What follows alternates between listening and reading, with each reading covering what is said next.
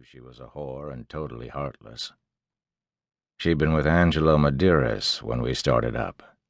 I guess I took her from him, more or less.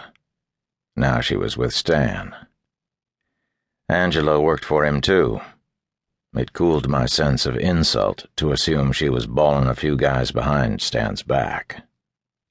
I was trying to think of who I could tell about my lungs, because I wanted to tell someone.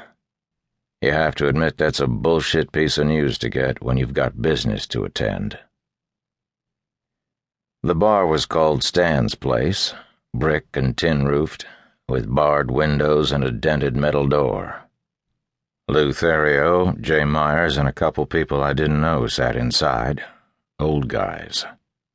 The bartender's name was George. His left ear was packed with white gauze. I asked him where Stan was, and he nodded toward a set of stairs running up the wall to the office. The door was closed, so I sat on a stool and ordered a beer. Then I remembered that I was dying and changed the order to a Johnny Walker Blue. Lou and Jay were talking about a problem with one of the bookmaking franchises. I could tell because I'd run book for a few years in my early 20s and knew the language. They stopped talking and looked up at me because I was listening. I didn't smile or anything, and they went back to talking, but much softer now, with their heads turned down so I couldn't hear. They never cared much for me. They knew Carmen as a waitress here before she hooked up with Stan, and I think they had some ill will toward me on her behalf. They also didn't like me because I never really fit in around this crew. Stan inherited me from his former boss, Sam Gino, who inherited me from Harper Robichaux, and it's mainly my fault I wasn't ever fully accepted by these guys. They kept dago ideas about fashion, tracksuits or shirts with French cuffs, slicked hair. But I wear jeans and black t-shirts with a jacket and cowboy boots like I always have, and I keep the back of my hair long and I won't shave my beard. My name's Roy Cady, but Gino started everyone calling me Big Country, and they still do, without affection. I'm from East Texas, the Golden Triangle, and these boys have always thought of me as trash, which is fine because they're also scared of me. It's not like I had any desire to climb the corporational ladder. I'd always gotten along fine with Angelo, though, before the stuff with Carmen. The office door opened then, and Carmen stepped out, flattening her skirt and teasing her hair a bit, and right away she saw me and kind of froze. But Stan came out behind her, and she walked down the stairs with him following, tucking his shirt at the back.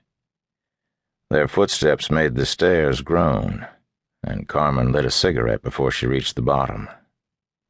She took it to the other end of the bar and ordered a Greyhound. I thought of a smart-ass remark to make to her, but I had to keep it to myself.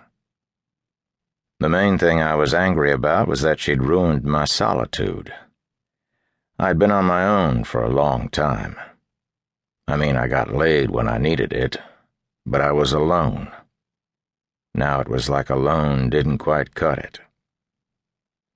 Stan nodded to Lou and Jay, and he came to me and said that Angelo and I were going to do a job that night. It took effort for me to appear copacetic with this partnering. Stan had this sloped, pole-lock brow like a cliff, and it hung shadows over his tiny eyes. He gave me a slip of paper and said, "Jefferson Heights. You're visiting Frank Sienkiewicz." I remembered that name, a president or former president or attorney for the dock workers local. The stevedores were supposedly coming under federal scrutiny, I think, rumored to be a probe target. They moved things for Stan's partners, and the payoffs kept their union alive. But that's really all I knew about it. Stan said, "Nobody should get hurt bad. I don't want that now." He stood behind my stool, laid a hand on my shoulder. I could never read those small eyes stamped under the outcrop of his brow, but a secret to his success had to be the total lack of mercy in his face. The wide Slavic cheekbones over the tight lipless mouth of a Cossack raider. If the Soviets really had people who'd run a red-hot coat hanger up inside the shaft of your